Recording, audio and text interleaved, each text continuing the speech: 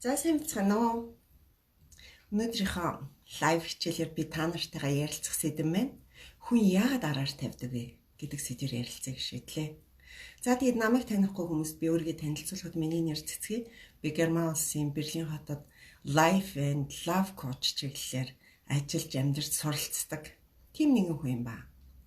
Тэгтэр зэрэг ингээд хүмүүс одоо хин нэгнээс зөвлөгөө авах гээд ирэх аль эсвэл одоо ингээд араар тавилтын асуудалтай холбогдсон хүмүүсээс ингээд ихэвчлэн асуугаад яг яагаад та араар тавьсан бэ гэж асуугаар ихэнх нь сексийн харилцаа дутмаг байсан гэдэг хариултыг маш их өгдөг гэж байгаа. Тэгтэл яг үнэн хэрэгтээ яг энэ сексийн харилцаа дутмаг байсан гэдэг мань нэг ёсондоо маш их муухай тийм бөөрөнг хэлсэн хариулт байгаа. Энийний ард юу нуугдаж байдаг вэ гэхээр яг тухайн хүний хувь хэрэгцээ, хувь хүнийх нь тийм үндсэн одоо хоёр хэрэгцээ шаардлага нуугдаж байдаг байна. Тэрний нэгдүгээрх нь юу вэ гэхээр зэрэг одоо халуун одоо яг үндэ амьд харилцаа гэж байдаг шүү дээ, тийм амьд харилцаа буюу аз жаргал гэдэг юм тухайн хүнд дутагдсанаас болж тэр хүн одоо хүнийг араар тавих тийм байдалд хүрдэг гэж. Хоёр дахь нь болох дээр зэрэг тухайн хүнд болох дээр зэрэг хин нэгэнтэй ингээд ямарваа нэгэн байдлаар ойр дотн бай гэсэн тийм одоо чин хүсэл буюу одоо гүн гүнзгий тийм хүсэл эрмэлзэл гэдэг юм дутдаг байна л дээ. Энэ нь бол яаж ч илэрч болно.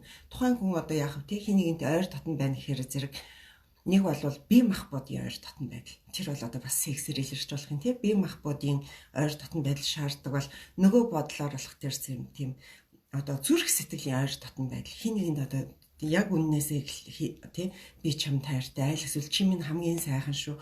Чи минь үнэхээр одоо миний мөрөөддөг хүн шүү энэ гэсэн яг тийм юм халуун дотн үгс тийм юм дутагддаг бол нөгөө талаар бол одоо яг үнэндээ оюунлаг зүйлс дутагдсан да.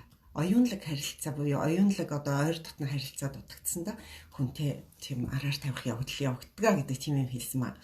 Тэдгээр хүн сэтгэлийн амтан гэдэг ч тийм хүн сэтгэлийн амтан тэр утгаараа хин нэгэн чамайг чи минь ямар сайхан юм бэ? Чи минь ямар гоё юм бэ? Аль эсвэл чи минь миний хувьд хамгийн шүү гэсэн ийм үгс бол хүнд маш их дутагддаг. Тэр утгаараа хүмүүс тэр бүхнийг авах гэж одоо шинээр хин нэгэнтэй сэтгэлийн холбоо тогтоох байдал их байдаг байна л та. Тэгтэл яг энэ юмыг заавал гуравдагч хүнээс буюу өөр хин нэгнээс авах тийм шаардлага байдгүй гэдэг чинь шал ондоо асуудал болоод ирж байгаа. Өөрөөр хэлбэл яг энэ юмыг бол хосын харилцаа гэдэг юм байгаа цагт хүн өөрөөсөө болон өнөх хосоосоо шаардаад хүсэлтэд тавиад яг тэрийг уг нь авах боломжтой гэж байгаа. Тэгтэл тэрийг бид нар яг ил гаргаж чаддгүй. Бид нар хизээж хүсэл мөрөөдөл өөрийнхөө хүссэн юмыг хүнд ил гаргаж хэлж ярьж чаддаггүй.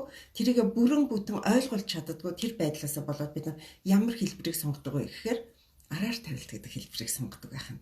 Тэгэхээр энэ араар тавилт гэдэг маань хэдийгээр секс гэдэг юмар илэрч байгаач энэ секс гэдэг маань тэгэхээр зөвхөн илэрч байгаа хэлбэр нь болж байгааз секс гэдэг маань секс гэдгээр илэрч байгаач энэ бол хизээч шийдэл болж чаддаггүй. Яагаад тэгэхээр зэрэг яг энэ араар тавих үедээ хүн үнэн хэрэгтээ өөрийгөө өрөөл дээр ингээд хайж байгаа хайлт хийгээд л яваад байдаг байна. Өрөөл дээр одоо ингээд өөрийгөө хайж байгаа хайлт гэдэг маань юу вэ гэхээр зэрэг тухайн хүн өнөөдрийн бодит байдлаас цухтаад одоо хайртай хүнээсээ тий надад ийм юм хэрэгтэй наа чи миний хэрэгцээ шаардлагыг ингээд надтай нийлээд ингээд хоёулаа хангаж болох нэ гэж ярилцахын оронд тэрний оронд яах нь дараагийн хүн рүү яваад өгдөг байна. Дараагийн хүн рүү явахаараас үедээ тэр хүн маш аимшигтай юу ч нэмж юм сурдаггүй. Өөр дээрээ байгаа тийм яг үндэ одоо амьдрал дээр дараа нь гарч ирэх сул тал гэж байна шүү дээ. Удаан хугацааны туршид хин хүнийг хуурлаа одоо араар тавилаа гэхэд маш их сул талууд гарч ирдэг.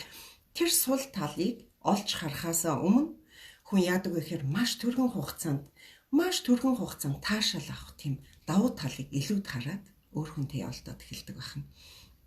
Яг ингэж өөр хүнтэй явуулснараа үнэн хэрэгдээ тэр хүн бол өөрийгөө өрөөл дээр хайж байгаа хайлт буюу одоо өөрийгөө хайх процессоос өөрөөсөө цухталт хийчихэж байгаа байхгүй. Өөрийгөө тэр хүн уг нь яг үндэ амьдрал дээр буюу одоо хосынхаа харилцаанд хайртай хүнтэйгээ яриад окей надад ийм юм дутагдж байна чамд яаж юм гэдэг ийм ямыг хоорондоо яриад шийдэж болох асуудал байхад үгүй тэрийг өрөөл дээр хайгаад ингээд хайлт хийгээд явчихна.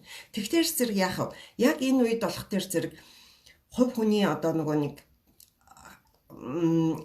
юу гэдгийг хувь хүний бие биенээсээ ингэж эрүүл харилцаанд бол авч болохоор хэрэгцээ шаардлага байгаа байхгүй юу. Тэгтэл энэ эрүүл бус харилцаагаар ингээд хангаад өөр хүнээс хайгаад явчихна гэдэг чинь тухайн хүн өөрийгөө буруу газараас хайгаад байгаа. Ингэж хайснараа тэр яах вэ гэхээр зэрэг энэ яг өөрийнхөө хэрэгцээ шаардлагаард юу нуугдаад байна гэдгийг олж харахыг ерөөсөө хүсэхгүй байна. Олж харахыг хүсэхгүй болох дээрсээ зэрэг яах вэ? Өвдөлт гэдэг юмыг өөр дээр ерөөсөө олж харахгүй. Үнэн хэрэгтээ бол яг үнэндээ араар тавилт гэдэг бол гэр бүлийн харилцааны хамгийн том өвдөлт гэдэг. Хамгийн том өвдөлтийг мэдрүүлж байдаг. Тэгтэл энэ өвдөлтөөс хүн юу сурах ёстой вэ гэхээр зэрэг энэ өвдөлтийн ард нуугдаж байгаа утга учир гэдэг юмыг хоёулаа сурах ёстой байдаг. Тэгтэл энэ өвдөлтийн учруудыг хинч хайдаггүй, харин өвдөлтөөс зугатсандаа өөр хүн дээр яваад өгдөг байна. Тэгтэр зэрэг яг өвдөлт гэдгийг бид ингээд муухайгаар боддог. Тэгтээ хэрвээ та нар яг юм үед ямарваа нэгэн тохиолдолд та нарт хямрал гараад ирэх юм бол та нар өвдөлт гэдгийг битгий муухаймар харьцуулж бодсоо. Өвдөлтийг хамгийн гоё өвдөлтөөр харьцуулж бод. Хамгийн аимшигтай боловч хамгийн гоё өвдөлт юу гэж? Хүүхэд төрөх өвдөлт. Хэдийгээр тэр их өвдөлт хэдэн цаг нь хамаагүй, хэдэн тэр хоног нь хамаагүй хүн маш их өвддөг, маш их зовдөг, шаналдаг, бүр боли гэтлээ өвддөг. Яг ингээд өвдсөний дараа өнөө гар дээр гарч ирсэн тэр бяцхан амьтныг хараад яг тэр бол гайхамшиг мэдэрдэг. Тэгэхээр зэрэг хамгийн гоё өвдөлт гэхээр зэрэг энэ өвдөлт, хамгийн амар өвдөлт гэвэл энэ өвдөлт. Яг үүнтэй адилхан өвдөлт гэдгийн дараа гайхамшиг гарч ирд юм а гэдгийг бид нар хинч мэддэггүй. Тэгэхээр зэрэг хүн хуурсан ч тэр, хуурдагдсан ч тэр яг үнэн хэрэгт амьдрал дээр ямар нэгэн хэрэгцээ шаардлага дутагдана гэдэг чинь тухайн хүний сэтгэлд нь аль эсвэл ингээд биеийн хаа нэгцээ өвдөлт гэдэг юм гарч ирээд байдаг. Яг ч өөрөөсөө асуу. Үнэхээр миний амьдралд би өвдөлт гэдэг юм мэдрэхгүй байгаа юм биш үсттэй гэд. Яагаад гэхээр зэрэг өвдөлт гэдэг бол яг хууралтаар илэрхийлдэг. Хуурах гэдэг юм биш үү? Чи өөрийгөө хуурахаас эхэлж байгаа. Чи өөрөөсөө асуу. Чиний амьдралд яг үнэхээр чиний хосын амьдралд чиний хүссэн бүхэн байна уу? Чиний хүссэн бүхэн хэрэгцээ шаардлага байна уу? Аль эсвэл чи өөрийгөө хуураад өнөө хүнээ бас хуураад тэр өвдөлт гэдэг юм хайхын оронд нэг хаана өвдөж гинэ үү? Хаана бит хоёрыг болохгүй гэдгийг хайхын оронд тэрийг анзаарахгүй ингээд шууд дараад байна уу? Тэгсэн бол хоёр тэр зугталт гэдэг юмыг хоёулаа хийгээд эхэлж байна. Тэгэхээр яг зугталт гэдэг юм хийснээр хин нэг нь тэрэнд маш том өвдөлтийг хийж эхэлж байгаа. Тэр нь бол араар тавилт. Яг тэгээд ойлгочих юм бол та нар араар тавилтыг энэ удаад юу гэж бодох вэ гэхээр араар тавилт чи үнэндээ тэгвэл ийм том өвдөлт юм бол энэ өвдөлтийн ард үнэхээр тэр бидний өсөлт хөгжилт өөдлөн дэвшгийн түлхүүр нуугдаж байдаг юм бол эн чи бидний харилцаа сайжруулаасаа та нар одоо харж үзэхгүй бол оройтлоо шүү гэсэн тийм тохиолдол юм байна штэ гэдгийг хин нэг нь олоод мэдэрчих хэвээр юм ба. Тэгтэл чин хамгийн амар нь хуурсан ч тэр хуурдагдсан тэр ч энээс ойлгох үсэх юм байдаггүй. Хуурсан нь яг энэ амьдралдаа надад энэ хүний өгч чадаагүй дараагийн хүнээс авна гэдэг. Ингээд дараагийн хүн рүү яваад өнөөхөө хайгаад эхэлдэг. Тэгтэл үнэн хэрэгтээ өөрөөсөө хайх юмыг өрөөлөөс хайгаад байгаа. Өрөөлөөс хайгаад яхав өдөр тутмын амьдрал гараад ирэхээр яг өмнөх амьдрал дээр гарсан алдаа тэн дээр ахаал гараад ирдэг. Өнөөх хайж исэн юм байхгүй. Өнөө чи минь гоё шүү, чи минь сайхан шүү гэдэг ингээд хайрлаж исэн хүмүүс чи өдөр тутмын амьдралд ороод ирэхдээ зэрэг яг л өмнөх амьдрал шиг нь бүр өмнөх амьдралаас нь ч хэцүү тийм асуудал гарч ирэх болно. Тэгэхээр зэрэг энэ бол араар тавилт гэдэг нь өөрөөсөө зугталт байгаа юм ба.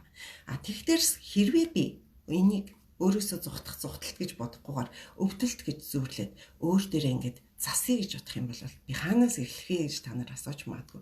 Тэгэх юм бол яг өөрөөсөө асуу. Би хосын амьдралдаа ямар өөрчлөлт хийхийг хүсэж байна?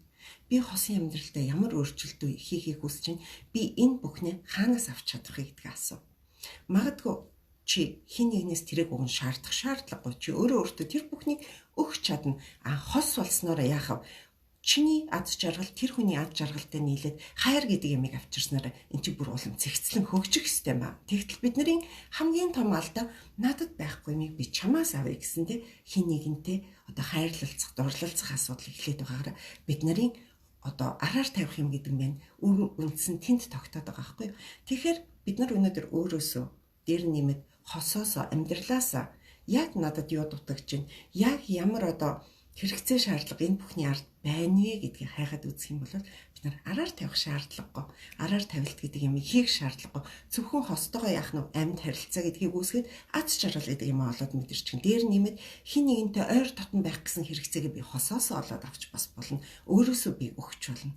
Энэ бүхнийг олж мэдэрснээрээ би одоо энэ өвдөлт гэдэг ямыг давж гарснараа ард нь байгаа аз жаргалыг олж авч байгаа. Тэгэхээр яг би чамд хэлье. Чамаас бол маш их хүч зориг шаардна. Энэ маш их хүч, маш их зориг шаардна. Чи хизээж хинтээж ярьж байгаагүй юм а ярих болно. Чи хизээж хинээс ч одоо асууж байгаагүй асуултуудыг асууна. Хизээж хэний ч өгч байгаагүй өвдөлттэй хариултуудыг тэр хүнээс аавна. Энэ бүхнийг хийхин тулд эсвэл энэ бол окей за.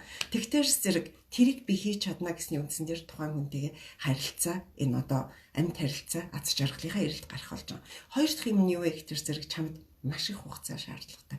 Энэ бол маш их хугацаа. Тэр бол ерөөсөө хэлж башгүй их хугацаа. Харин энийг хийсний дараа чи аз жаргалыг яг мэдрэх болно. Гурав дахь юм нь юу вэ гэхээр зэрэг чи ерөөсөө тэр хүнийгээ дандаа уйчлаж, хайрлаж, уйчлал хайр гэдэг юм чи асар их мэдрэх болно. Тэр уйчлал хайр гэдэг юмыг өгснөөрөө чи хариу одоо нөхөглгүй хайр гэдэг юмыг анх удаа мэдрэх болно. Тэгж мэдэрснээр бүх юмыг давж чадна. Тэгээд хамгийн хэцүү юм. Энэ бүхний ард хамгийн амар нь хамгийн том өвдөлт тийм аа. Энэ өвдөлтийг давах юм бол өвдөлтийн ард аз жаргал чамайг хүлээж байгаа. Тэгтэр зэрэг араар тавьж хин нэгэнтэй аз жаргалаа хайж явж байхаар аз жаргалаа өөрөөсөө хай. Энийг би та нарт хэлэх гэсэн. Тэгэхээр яг араар тавилт болон хуурсан болон хуурдагдсныг нь би хуурдагдчихлаа. Энэ намайг хуурчлаа гэсэн тийм бодол тээж гомдож явж байхаар өөрөө өөрсдөн дээрээ яг энэний үр дүнгийн хайх одоо үндсийг нь хайгаад үзээрэй гэх юм бол хоёр аз жаргалыг гартаа авах маш ойрхон байгаа шүү. За тэгээд өнөөдрийн хичээлийг ингээд би үгээр дуусглаа. Тэгээд дараагийн хичээл болтол баяртай. Баярлалаа та нартай.